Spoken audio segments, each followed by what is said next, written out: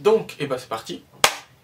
Bonjour et bienvenue à tous, bienvenue sur Boita, la chaîne qui parle d'audiovisuel, de cinéma. Je vous présente à travers cette chaîne des films et des séries, je vous partage mes courts-métrages et puis on discute de l'actualité du cinéma. Et donc aujourd'hui on se retrouve pour parler de quoi? Pour parler de l'actualité du cinéma. Puisque quand sortira cette vidéo, nous serons lundi et puis tous les lundis pour le mois 4x7, ce sera les actualités du cinéma. Et donc aujourd'hui, on va voir tout simplement 3 news, 3 actualités en rapport avec le cinéma.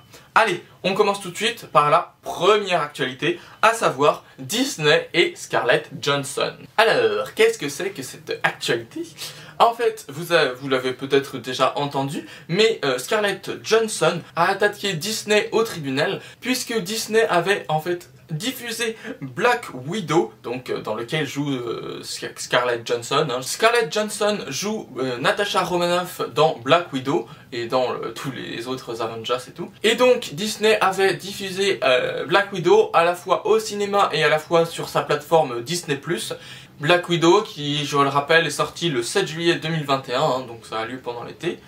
Et donc Scarlett Johansson a attaqué Disney. Pourquoi? Parce qu'elle prétend perdre de l'argent. À mon avis c'est vrai, mais voilà, elle disait perdre de l'argent et que c'était pas stipulé dans son contrat que Disney pouvait diffuser sur sa plateforme Disney+, quoi. Puisque en fait elle perd de l'argent sur les pas sur les entrées, je crois qu'elle a un pourcentage sur les entrées des films au cinéma, mais sur Disney+, je crois qu'elle a rien. Donc forcément elle perd quand c'est diffusé sur Disney+, quoi. Et donc finalement ce conflit vient de se résoudre là il y a quelques jours, je crois, puisque un accord à l'amiable a été entendu entre Scarlett Johansson et Disney. Donc on ignore les termes de l'accord et ni la somme d'argent que Disney a versé à Scarlett Johansson ou quoi que ce soit, mais voilà, un accord a été passé et tout est rentré dans l'ordre. Et Disney en fait avait un peu peur que tous les autres acteurs, tous les réalisateurs et tout suivent un petit peu le mouvement de Scarlett Johansson, puisque en fait Disney veut de plus en plus diffuser sur Disney+. Pareil pour ça a été le cas avec la Warner, Christopher Nolan a quitté la Warner puisque la Warner voulait diffuser sur sa plateforme de vidéo. Alors la Warner c'est quoi? C'est HBO je crois. Bon, enfin, en tout cas, Christopher Nolan a quitté la Warner puisque voilà, il s'entendait plus, voilà, Warner voulait diffuser et tout, bon, enfin voilà. En tout cas, la question de savoir si on sort les films que au cinéma et sur la plateforme Disney+ ou toute autre plateforme de streaming, ou juste sur la plateforme, c'est encore très tendu cette question-là. Avec le confinement et tout, ça n'a pas arrangé les choses. Pareil, en rapport avec ça aussi, il y avait quoi? Ah oui, voilà, c'est Pixar aussi. Et aussi, ça n'a pas plu au réalisateur de Luca, puisque Luca est sorti, je crois, exclusivement sur Disney+. Je crois qu'il a même pas fait d'entrée en salle, donc ça n'a vraiment pas plu au réalisateur. Enfin voilà, cette question de savoir si on sort en salle, on sort sur Disney+, ou quoi que ce soit, c'est tendu, quoi. Allez, on passe à autre chose complètement. Et on passe maintenant à une bonne nouvelle. Oui, non? Ouais, plutôt une bonne nouvelle, je dirais. À savoir Avatar 2.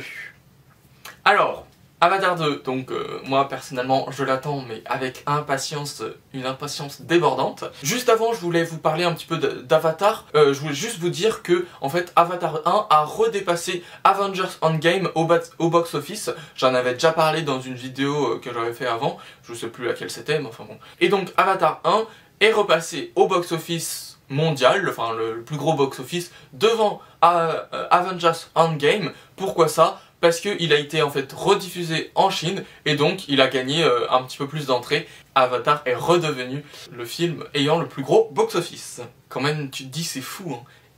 Avengers Endgame est sorti en 2019, donc 10 ans après Avatar qui est sorti en 2009, et Avatar est toujours premier. C'est fou, je trouve. Donc voilà, maintenant que je vous ai parlé de Avatar 1, je vais vous parler maintenant de Avatar 2, qui est donc une bonne nouvelle puisqu'il est prévu pour le 14 décembre 2022. Bon, une bonne nouvelle, c'est quand même dans un an, plus d'un an, donc voilà. il y a quand même à attendre, mais apparemment ce serait une date qui resterait fixe. Enfin, après on sait pas vraiment ce qui va se passer. En tout cas c'est annoncé pour le 14 décembre 2022. On a déjà une date, c'est déjà bien. Avatar 2, en fait il y a eu une nouvelle image qui est apparue.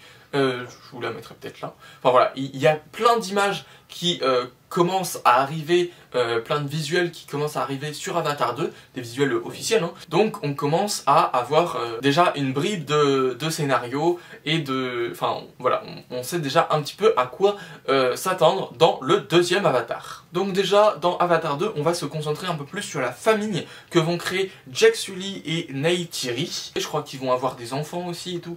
Et puis ils vont aussi aller un petit peu découvrir Pandora, explorer un petit peu tous les univers, tous les univers de Pandora, et surtout un univers qui est dans l'eau, surtout, un univers sous-marin.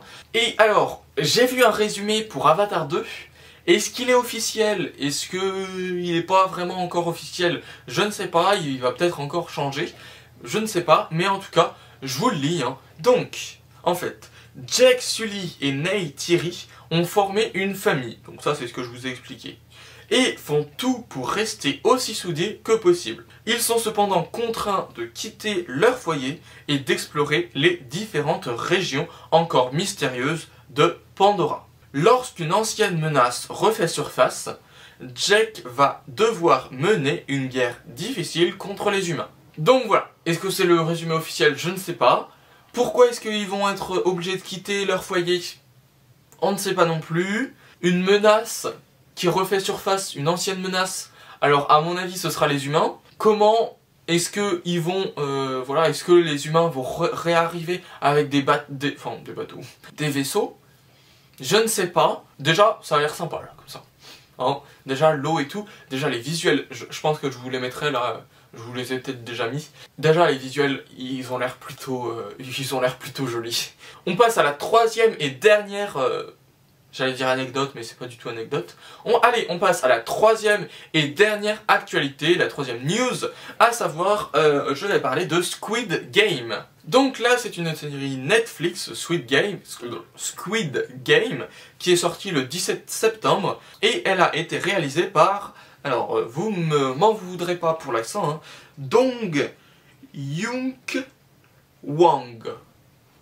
Je crois que c'est à peu près ça, comment on dit. Bon, enfin bon. C'est un film coréen, sud-coréen, nord-coréen, je sais pas exactement, mais coréen. Et pourquoi je vous parle de Squid Game? Puisque, en fait, sur Netflix, c'est vraiment un carton. C'est sorti le 17 septembre, mais ça bat tous les records. Non, ça n'a pas encore tout battu, tous les records, mais ça pourrait bien devenir la série la plus regardée de Netflix. Et parce que voilà, c'est une série vraiment bien. Et puis d'ailleurs, j'ai commencé à la regarder et franchement, elle est vraiment bien. Bon, alors, il y a quelques petits points négatifs aussi. Dans l'ensemble, elle est quand même pas mal. Je l'ai pas fini, donc je peux pas vous dire tout, mais pour l'instant, de ce que j'ai vu, elle est bien. Je ferai d'ailleurs peut-être une analyse de Squid Game. Et je vous redonne juste rapidement le classement des séries Netflix les plus vues. Donc, en premier, il y a les Chroniques de Bridgerton, la saison 1. Ensuite, il y a la Casa de Papel, la saison 4. Ensuite, il y a Stranger Things, la saison 3. En quatrième position, il y a The Witcher, saison 1.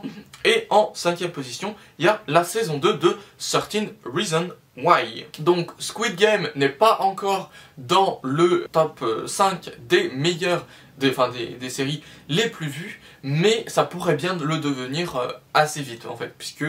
Franchement, tout le monde en parle et tout le monde le regarde et tout, donc franchement, ça pourrait vraiment le devenir. Allez, donc voilà, on a fini avec les 3 actualités dont je voulais vous parler. Et donc moi je vous dis à demain, demain ce sera mardi, et demain ce sera... Il n'y a pas vraiment de thème pour demain, j'avais mis organisation, mais là ce sera plus un vlog demain, puisque je vais vous emmener une semaine avec moi. Donc à demain, 18 h pour cette vidéo, enfin pour la vidéo de vlog quoi.